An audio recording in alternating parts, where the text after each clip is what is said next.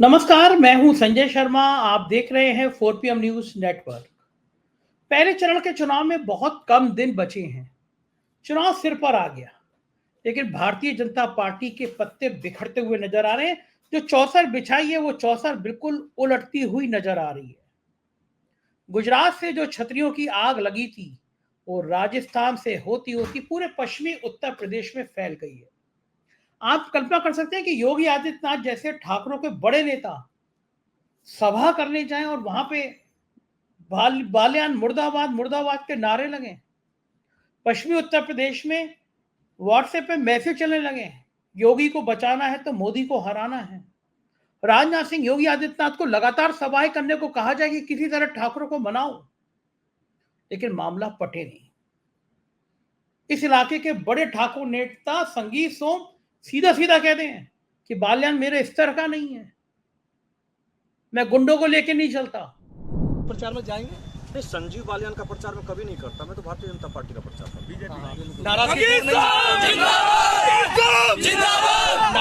वो नाराजगी दूर नहीं हुई है लगता। किससे नाराजगी है? संजीव बालियान से। स्तर नहीं है संजीव बालियान का मेरे से बात करने का। और ये कहा जाए कि संगीत सोम और सुरेश राणा को मनाना अब टेढ़ी खीर हो गया। प्रधानमंत्री ने भी मंच पर बुलाया, पीलीभीत में सुरेश राणा से बात करी, मतलब मैसेज दिया कि भाई मैं सुरेश राणा से व्यक्तिगत बात कर रहा हूं, छत्तीसगढ़ में मैसेज चला जाए। लेकिन देर हो गई, गंगा में बहुत पानी बह गया। इधर पीलीभीत में तेज तर्रार सांसद वरुण गांधी का टिकट काटकर योगी सरकार के सबसे बदनाम मंत्री जितेंद्र प्रसाद को दिया गया। आपको याद होगा, 1 साल पहले अचानक एक खबर आई थी कि पीडब्ल्यूडी में बड़े पैमाने पर भ्रष्टाचार हो गया है। Junior engineer, executive engineer, chief engineer, इन सबकी तैनाती में मोटी रकम वसूली गई है। और सारा खेल किया जितेंद्र प्रसाद के ओएसडी ने। ओएसडी भी ऐसा नहीं है तुरंत तुरंत तैनात हो, जितेंद्र प्रसाद को पता ना हो। जब जितेंद्र प्रसाद दिल्ली में केंद्रीय मंत्री थे, बताया जाता है ये ओएसडी तब भी उनके पास थे। और जब उत्तर प्रदेश में मंत्री बने तब वो कांग्रेस में मंत्री थे। जब बीजेपी में मंत्री बने तो दहेज में ये ओएसडी आए। दरअसल ये पीएस, ये पर्सनल सेक्रेटरी, ये ओएसडी यही पैसा कमाने का माध्यम बनते हैं। और जब पता चला कि 400 करोड़ रुपए की लूट हो गई है, तो योगी आदित्यनाथ ने उस ओएसडी को तुरंत रिमूव करके वापस उसके डेपुटेशन खत्म करके दिल्ली भेज दिया। लेकिन बड़ा सवाल यह कि जितेंद्र प्रसाद को बर्खास्त क्यों नहीं किया, इतने दागी मंत्री को बना के क्यों रखा। उस दागी मंत्री को वरुण गांधी जैसे नेता का टिकट काटकर पीलीभीत भेज दिया गया। पीलीभीत में उनके भ्रष्टाचार के किस्से आम हो गए हैं। हमने 4 PM पे तब भी खबर छापी थी कि ओएसडी से क्या होगा, बर्खास्त तो मंत्री को करना चाहिए। अब पीलीभीत में गली गली इनके भ्रष्टाचार के किस्से गूंज रहे हैं। गुजरात में जगह जगह मूवमेंट हो रहे हैं, ठाकुर बिरादरी इकट्ठी हो रही है। हरियाणा में भाजपा नेताओं को दौड़ाया जा रहा है। किसान कह रहे हैं कि हम शांतिपूर्वक दिल्ली जा रहे थे, तुमने हमें दिल्ली नहीं जाने दिया, अब हम तुम्हें गांव में नहीं आने देंगे। किसी को उम्मीद नहीं थी माहौल ऐसा बिगड़ जाएगा, माहौल इतना खराब हो जाएगा। लेकिन कारण क्या है, क्यों लोग इतने नाराज हैं, इन सब बातों पर बातचीत करेंगे आज एक खास मेहमान से। पुष्पेन जी किसान नेता हैं, बहुत अनुभव है इस इलाके का, पश्चिमी उत्तर प्रदेश के एक एक जिले की उनको बहुत जानकारी है। पढ़े लिखे किसान नेता हैं, बड़े हिंदी अंग्रेजी अखबारों में उनके आर्टिकल छपते हैं। चलते हैं पुष्पेन जी के पास और जानेंगे कि हाल क्या है, बीजेपी इतनी बेहाल क्यों है। पुष्पेन जी, स्वागत है आपका 4 PM न्यूज नेटवर्क में। मुझे लगता है भारतीय जनता पार्टी को आपने नजर मार दी। आप बहुत खिलाड़ियों के जब सड़कों पे उनको खींचा जा रहा था, घसीटा जा रहा था, तो आप बड़े विरोध में थे। जब सतपाल मलिक पे हमले हो रहे तो आप विरोध में थे और आपकी नजर लग गई, मुझे लगता है, क्योंकि पश्चिमी उत्तर प्रदेश में जिस तरह से जाट बिरादरी का बड़ा हिस्सा, क्षत्रिय बिरादरी का बड़ा हिस्सा जिस तरह से विरोध कर रहा है भारतीय जनता पार्टी का, इसकी तो किसी को उम्मीद नहीं थी।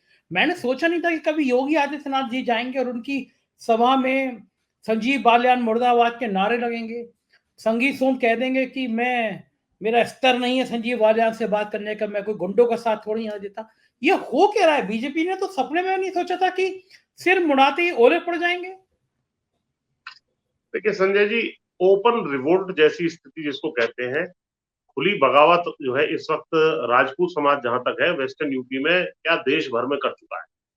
जो गुजरात में घटनाएं हो रही हैं, पगड़ियां वहां राजपूत समाज की उछाली जा रही हैं।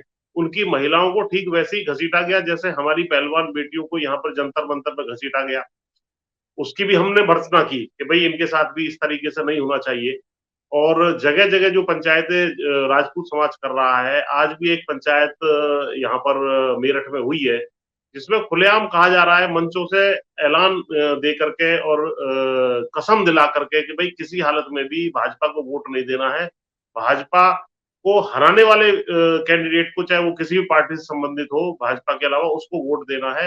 ये बहुत ही बड़ी चिंता का विषय जो है पूरे देश भर में राजपूत समाज का बन गया है। और जहां तक जाट समाज की बात है, तो जाट समाज पहले से ही किसान समाज के रूप में भयंकर इनसे नाराज चल रहा था भाजपा से। और राष्ट्रीय लोकदल के भाजपा में जाने से, एनडीए में जाने से एक और बड़ी नाराजगी के रूप में एक विस्फोट जैसा हो गया है। चाहे वो आप हरियाणा चले जाएं, तो दुष्यंत चौटाला जब से वहां से हटे हैं, उनका भारी विरोध हो रहा है। चाहे वो किसी भी गांव में चले जाएं, उनको गांव में घुसने नहीं दे रहे, उनकी गाड़ियों को तो पीछे हटा देते हैं, उनकी नारेबाजी, काले झंडे दिखाना। तो बल्कि आज उनका एक बयान आ गया, उनको मजबूरी में दुष्यंत चौटाला को यहाँ तक कहना पड़ गया कि भाई कोई भी मुद्दा है तो मिल बैठ करके बातचीत से वो हल होगा। अब आप क्या चाहते हो, मेरे कपड़े फड़वाना चाहते हो, मेरी गाड़ियां तोड़वाना चाहते हो, भैया कर लो, ऐसा भी कर लो। तो इस तरह का जो है, और उनकी माता जी को भी माफी मांगनी पड़ी कि बातचीत से हल हो सकता है। तो कहीं ना कहीं इसी तरह का जो सिचुएशन जो है वो वेस्टर्न यूपी में बनी हुई है।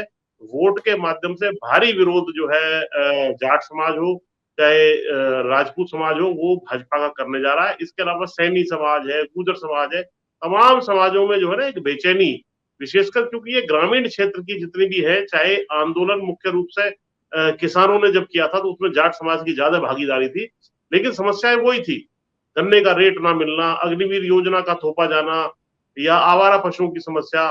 तो ये सारी चीजें एमएसपी का ना मिलना, तो ये सारी चीजें जो है प्रभावित कर रही थी ग्रामीण क्षेत्र को। तो ग्रामीण क्षेत्र में ही ये सारी जातियां मुख्य रूप से बसती हैं। तो धीरे धीरे बड़ा जो है असंतोष फैला हुआ है, जिससे अब 5, 7, 10 दिन में या चुनाव के दौरान निपटना मुझे नहीं लग रहा संभव। जी हाँ, मेरे को ठीक है वो कि पहला फेज तो बिल्कुल सिर पर आ ही गया। लेकिन एक बात बताइए कि अब बीजेपी को अंदाजा नहीं था हरियाणा में किसान क्या कर रहे थे। किसान सीधा सीधा ये कह रहे थे भाई हम शांतिपूर्ण तरीके से दिल्ली में जाएंगे और दिल्ली में अपनी बात कहेंगे। दिल्ली षड्यंत्रों का घर है, दिल्ली बलात्कारियों का घर है। दिल्ली वाले क्षमा करें, मैं उनको नहीं कह रहा, मैं नेताओं की बात कर रहा हूँ। बड़ी संख्या में जो नेता आ रहे हैं उनका, दिल्ली में जो नेतागण हैं उसमें अपराधी हैं, दिल्ली में नेतागण हैं उसमें बलात्कारी हैं, हत्यारे हैं क्योंकि हत्या के आरोप चल रहे हैं अभी बहुत सारे। तो ऐसे पे दो स्थिति में ऐसे ऐसे प्रजाति के लोग दिल्ली में पाए जाते हैं, वो सब आ सकते हैं, लेकिन भोले भाले किसान नहीं आ सकते। इस देश में ड्रोन से जहां पे हमारे दुश्मनों पे हमले होने चाहिए थे, ड्रोन से आंसू गैस के गोले छोड़े गए किसानों पर। तो क्या उस समय ये नेताओं को नहीं पता था कि अगर तुम किसान को दिल्ली में नहीं घुसने दोगे तो ये किसान भी तुम्हें अपने गांव में नहीं घुसने देंगे। इन किसानों को क्या हल्का करके आंक लिया था इन भाजपा के नेताओं ने? जी जी, ये बिल्कुल बात आपकी ठीक है। देखिए, जो 2020 में आंदोलन दिल्ली के चारों तरफ हुआ था, उस तरह का बिहेवियर किसानों के साथ कभी भी नहीं हुआ कि कीले गाड़ दी जाए, बैरिकेड लगा दिए जाए, कटीले तार लगा करके उनको वहीं पर 13 महीने तक सड़कों पर रहने के लिए, मैं ये कहूंगा सड़कों पर संघर्ष करने के लिए, सड़कों पर सड़ने के लिए छोड़ दिया जाए। जैसा अभी अपने आप चले जाएंगे, आंख मूंद ली थी जिस तरीके से भाजपा ने और केंद्र सरकार ने।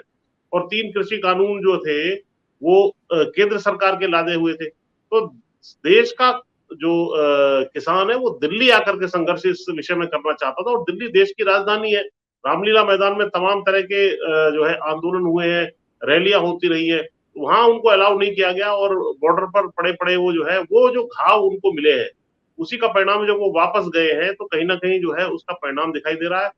दूसरा, उस आंदोलन में जो वायदे किए गए थे, चिट्ठियां दी गई थी कि भाई हम एमएसपी की लीगल गारंटी देंगे, कर्जा माफी होगा, टेनी के ऊपर एक्शन होगा, वो और तमाम चीजें थी। उन चीजों पे कोई कार्रवाई सरकार ने जब नहीं की, तो दोबारा से आंदोलन शुरू हुआ। जो पंजाब हरियाणा पे आज भी हमारे किसान भाई बैठे हुए हैं, और उनके साथ जो बिहेवियर हुआ सारे देश ने देखा। ड्रोन से जो हमले हुए और सिर में गोली मार करके अभी एक हमारे शुभकरण युवा भाई को जो है शहीद कर दिया गया।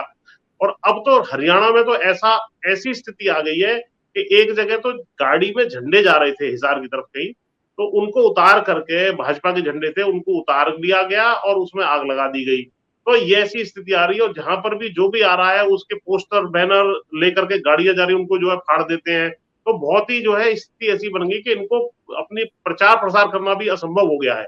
इनको अंदाजा था कि नहीं था, ये अपने सत्ता के मद में इतने मदहोश थे कि ये किसानों के साथ ऐसा दुर्व्यवहार कर बैठे। अब जैसे वहां दुर्गति बन रही है दुष्यंत चौटाला की, तो धीरे धीरे आप देखना जयंत की भी ये दुर्दशा पॉलिटिकली तो बन चुकी है। आगे जाकर के इनको मंत्री पद मिले ना मिले, इनको केंद्र में भी ना मिले या यहाँ यूपी से भी हटा दिया जाए एक बार यूज करने के बाद, आज इनकी दुर्दशा अरे ऐसी होगी कि आज मुझे बताइए ना आप पुष्पेंद्र जी, मुझे बताइए इससे ज्यादा दुर्दशा और क्या होगी कि सहारनपुर में रैली, कैराना में रैली, बिजनौर में रैली, और जयंत चौधरी से कह दिया गया, जहां तक मुझे पता है कि आपसे मना कर दिया गया बीजेपी की तरफ से, आप रैली से मत आइए, ठाकुर भड़क रहे हैं।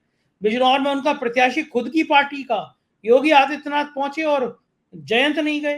तो ये स्थिति अगर जब होगी, जयंत 2 दिन घर से नहीं निकले, बेचारे इतने डिप्रेशन में चले गए, तो जयंत का तो इतना अपमान हो चुका। क्या आपको उम्मीद थी कि जयंत का इतना अपमान करेगी बीजेपी में बुला के और फिर दावत दे के, नो कि मैं आपको घर पे बुलाऊं, दावत दूं, न्योता दूं, तो जब मेरे घर पे आ जाओ तो मैं आपको लतिया दूं? क्या जयंत को उम्मीद थी कि इतना बुरा हाल करेगी बीजेपी उनका? देखिए बीजेपी ने कैलकुलेशन ये की होगी, जैसे ही जयंत हमारे साथ आएंगे तो सारे जाट भी इनके साथ आ जाएंगे। अगर सारे जाट इनके साथ चले जाते हैं तो इनकी हिम्मत, इनका इतना अपमान जयंत का करने की नहीं होती। लेकिन जब इन्होंने देखा कि जाट तो आए नहीं, जाट वहीं रह गई, तो इनको लाया क्यों गया था अपने साथ उस वक्त, और उनके इनके आने से जो है बाकी बिरादरियां भड़क रही हैं। तो कहीं ना कहीं उनको एक सिग्नल चला गया, इसलिए जो है चाहे मेरठ की रैली हो जिसमें प्रधानमंत्री जी शामिल थे, एक ही रैली में ये शामिल हो पाए। दूसरी घोषित होने के बाद भी सहारनपुर में जिसमें इन्होंने प्रोग्राम अपना लगा दिया था कि भाई जो है प्रधानमंत्री की रैली में और जयंत चौधरी शामिल होंगे, वो नहीं हो पाया। अब उसके बाद भी जो है कोई मंच साझा जो इनके साथ भी नहीं कर पाए योगी जी के साथ। अब कल का सुन रहे हैं कि एक प्रोग्राम है इसमें बिजनौर की हस्तनापुर सीट पर एक प्रोग्राम ज्वाइंट है, ऐसा प्रोग्राम जारी किया है। अब लेकिन ये प्रोग्राम है कि नहीं है, क्योंकि मैं अभी योगी जी का वो देख रहा था यूट्यूब चैनल, उसमें मैंने देखा कि उनके 2 प्रोग्राम लगे हुए हैं, लेकिन एक कैराना का लगा हुआ है और दूसरा सहारनपुर का लगा हुआ है। उसमें ये रहेंगे नहीं रहेंगे इनके प्रोग्राम में भी नहीं पता लग रहा है, जो इन्होंने जारी किया 12 तारीख का अपना प्रोग्राम राष्ट्रीय लोकदल ने। तो और उनके प्रोग्राम में इनका कोई जिक्र नहीं, तो पता नहीं लग पा रहा है। कल पता लग जाएगा कि वास्तव में दोनों एक साथ जाते हैं या वास्तव इसमें भी ये अलग अलग करते हैं। तो ये भारी बेइज्जती इनकी इस वजह से हो रही है कि इनके साथ जो इनका वोटर आना था, तो जयंत अपने आप में कोई ताकत थोड़ी है, जयंत के पीछे जो वोटर है उसकी ताकत है। वो अगर असंतुष्ट है इनके डिसीजन से, जो कि लग रहा है, और बिल्कुल विद्रोह पे उतरा हुआ है, इसी वजह से जो है मजबूरी में अभी पिछले दिनों इनको एक रोड शो निकालना पड़ा, संदेश देना पड़ा, नहीं भाई उसको अपने बगल में खड़ा करके संजीव बालियान को के साथ ये तो हम साथ साथ है। जबकि वास्तविकता ये है कि इन्होंने खुद ही इनके कार्यकर्ताओं के माध्यम से, वोटरों ने तो अपने आप निश्चय कर रखा है, चाहे कोई कुछ करे हम इनको वोट देने वाले नहीं है संजीव बालियान को, इसके खिलाफ देंगे वोट। अच्छा, ये तो बताइए पुष्पेंद्र जी, जी मुझे एक मैं आपको रोकूंगा, ये बताइए संजीव बालियान का इस हद तक विरोध क्यों हो गया? मुझसे आज मुजफ्फरनगर के सीनियर जर्नलिस्ट हैं, वो कह रहे थे कि संजीव बालियान संघर्ष कर रहे हैं कि वो दूसरे नंबर पर आ जाए, क्योंकि वो पैर पे तो नहीं है अब। तो मैं चौंका, मतलब क्या स्थिति बालियान की ये आ गई है कि वो मुजफ्फरनगर में दूसरे नंबर पर आने के लिए संघर्ष कर रहे हैं? लड़ाई वहां पे इंडिया गठबंधन की और बसपा की होने आ रही है, क्या ये सही खबरें हैं? बिल्कुल ठीक है वो खबर। देखिए सबसे पहले तो किसान बिरादरी, विशेषकर जो जाटों की बात है, जिस समाज से वो खुद आते हैं, ये संजीव बालियान वो है जो जाट आरक्षण खारिज होने के बाद आज तक 10 साल से केवल जाटों को बरगलाते आ रहे हैं कि हम जाट आरक्षण करवा देंगे, चलो मोदी जी से मिलवाता हूँ, चलो योगी इनसे अमित शाह जी से मिलवाता हूँ। हर चुनाव से पहले जाटों को ले जाकर वहां मिलवाते हैं, आश्वासन दिलाते हैं, सूखा सूखा वापस आ जाते हैं, वोट ले लेते हैं। उसके बाद महिला पहलवानों की जब बात आई, इन्होंने खुद में भी मिला था, इन्होंने कोई बात नहीं उठाई। इसके अलावा किसान जब यहाँ पर बैठे बैठे जो है 750 किसान शहीद हो गए, इन्होंने कोई बात नहीं उठाई। अभी भी पिछले दिनों जो है किसानों के साथ जो दुर्व्यवहार हरियाणा और पंजाब के बॉर्डर पर हो रहा है, उसमें कोई बात नहीं उठाई। जब टेनी के लड़के ने किसानों को कुचल दिया, 4 किसान उसमें शहीद हो गए, उसमें कोई बात नहीं उठाई। तो समाज में एक मैसेज ये चला गया कि भाई ये व्यक्ति जो हमने अपनी ताकत सौंप करके इसको सांसद और मंत्री बनाया है, अपने आप तो उनके भी 4 हाथ पैर है, अपने आप थोड़ी वो बन गए। समाज ने जब आपको ताकत दी है और लेकिन आप समाज के लिए कोई काम नहीं कर रहे हो, अपना बिजनेस एम्पायर इन्होंने बड़ा एक खड़ा कर लिया है, तो समाज ने देखा कि भाई ये तो कोई काम आने वाला व्यक्ति हमारे लिए तो है नहीं, तो फिर इसको हटाया जाए। इस वजह से तो समाज नाराज है, पहली बात। दूसरा, ठाकुरों में ये मैसेज है कि भाई जो सरधना वाली सीट है, जो इसी मुजफ्फरनगर की सीट में आती है, उसमें संगीत सोम उनके 2 बार से विधायक आ रहे थे, 2022 में हार गए। उनमें ये संदेश है कि भाई वो इन्होंने इनकी कारस्तानी कुछ ना कुछ रही संजीव बालियान की, जिसकी वजह से हारे, तो ठाकुर इस वजह से नाराज हो गए। उसके अलावा जो विक्रम सिंह सैनी वाली सीट थी, खतौली वाली, सुरेश राणा के संग कुछ किया। हाँ, सुरेश राणा के बारे में भी था कि भाई उनकी वजह से हारे। जो यहाँ पर सैनी समाज की नाराजगी थी कि ये जो यहाँ पर खतौली में सीट हारे, तो ये तमाम समाज लामबंद कहीं ना कहीं होते चले गए। और इसी तरह गुर्जरों ने नारा अभी दे रखा है, अभी 2-3 दिन पहले इनकी पंचायत हुई कि भाई योगी मोदी से वैर नहीं और संजीव बालियान तुम्हारी खैर नहीं, ये नारा दे दिया। इसके अलावा जो त्यागी समाज है, उन्होंने अपना कैंडिडेट खड़ा कर दिया। बसपा ने प्रजापति समाज का एक कैंडिडेट खड़ा कर दिया। तो ये सारे समाज जो भाजपा में एक मुश्त वोट देते थे, वो सारे सारे बटते छटते नजर आ रहे हैं। और जाट भी राष्ट्रीय लोकदल के आने के बावजूद इन्हें नहीं मिल रहा है। और मुझे तो अब धीरे धीरे आशंका ये होती जा रही है कि पहले कहते थे कि भाई 60-40 है, 60-40 नहीं है, अब 60-40 उलट गया है। 60% जाट जो है हरिंदर मलिक के साथ, 40% इनके साथ है, जो धीरे धीरे रोज 2-5% खिसक के हरिंदर मलिक के पाले में जा रहा है। और हरिंदर मलिक की पोजीशन बिल्कुल बहुत मजबूत है मुजफ्फरनगर में, और बड़ा उलटफेर आपको वहां देखने को मिल सकता है। और जो इनके समर्थक हैं राष्ट्रीय लोकदल के, और स्वयं राष्ट्रीय लोकदल के जो जयंत चौधरी हैं, उनके मन में एक मलाल है कि हमारे पिताजी को इन्होंने हराया था। ऊपर ऊपर से ये नाटक सा कर रहे हैं इनका साथ देने का, लेकिन अंदर से इनके समर्थक ये खुद चाहते हैं संजीव बालियान हार जाए, तो हमारी जो है पिताजी की हार का बदला भी ले लिया जाए। जी। अच्छा पुष्पन जी, संगीत सोम भी उस इलाके के मजबूत ठाकुर नेता हैं। उनका एक बयान वायरल हो रहा है कि बालियान की हैसियत है मुझसे मेरे बराबर के स्तर का बालियान नेता नहीं है, और मैंने गुंडों का साथ ही देता बालियान की तरह। ये इस हद तक क्या ये बयान सही है? संगीत सोम ने ऐसा कहा है क्या? जी, ये बयान उन्होंने कहा है, ये कल का बयान है। कल एक रैली संगीत सोम जी का जो इलाका है सरदरा, वहां पर हुई थी, जिसमें मुख्य अतिथि के रूप में योगी जी शामिल थे। बगल में बैठे हुए थे संगीत सोम, और एक साइड बैठे हुए थे संजीव बालियान।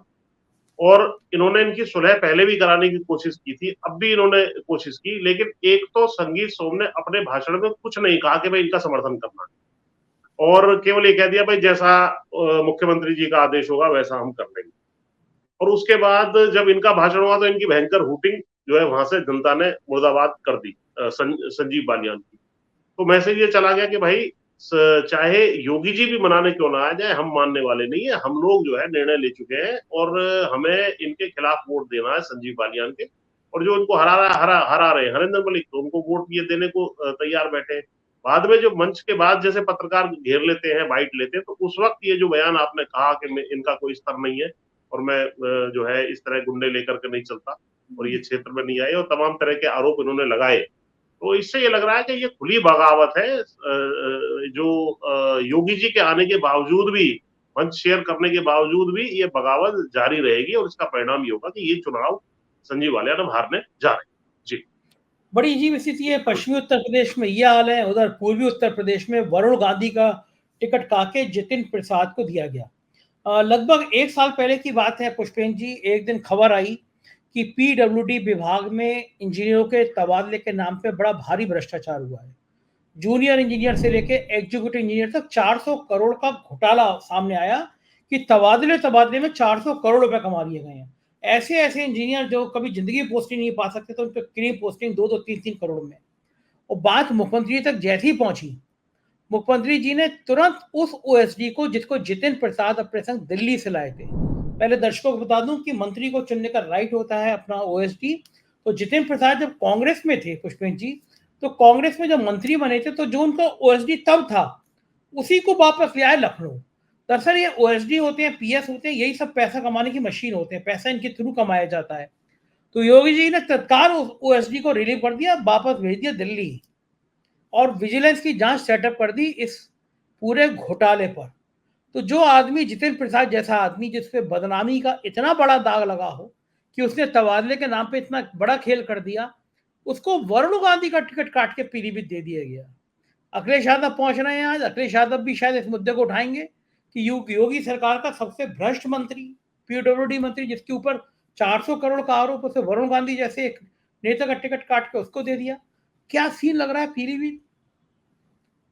देखिए, पीलीभीत में जब से वरुण गांधी का टिकट कटा है, वरुण गांधी और मेनका गांधी सन 89 से ही लगातार जो है एक बार को छोड़ करके यहाँ पर सांसद अभी तक थे, और उनका टिकट कटने के बाद उनके प्रति एक सिंपैथी की भी लहर है, और वो बिल्कुल निष्क्रिय भी हो गए हैं। 2-3 दिन पहले, अभी शायद परसों ही, एक प्रधानमंत्री जी की भी वहां रैली थी। उस रैली में ना तो वरुण गांधी जी मौजूद थे, ना मेनका गांधी वहां आई, जबकि ये चाहते तो उनको बुला करके मान मनोबल करके, और पूर्व जो होता है उसको, जिसका टिकट कटा होता है, उसको भी वहां कैंडिडेट को रखने से एक उसके सपोर्टर्स में भी एक संदेश चला जाता है कि भाई इसी का साथ देना है।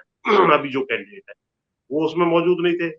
और जब इनका टिकट कटा था, उसके कुछ दिनों बाद इन्होंने एक इमोशनल लेटर भी लिखा था, जिसमें इन्होंने कहा था कि भाई मैं पीलीभीत की जनता ने मेरा जो है बहुत साथ दिया, और मैं भी इनका साथ दूंगा, मेरे दरवाजे खुले रहेंगे, तमाम चीजें बताई गई थी। तो इनके वहां सिख वोटर्स जो है वो मुख्य रूप से इनको जो है 100% वोट देते आए। इसी वजह से सिख वोटर पे डोरे डालने के लिए कल प्रधानमंत्री जी ने 1984 के दंगे, सिख दंगे भी याद दिलाए कि साहब हम लोग आपके साथ हैं, और आपके साथ तो कांग्रेस ने ऐसे किया था।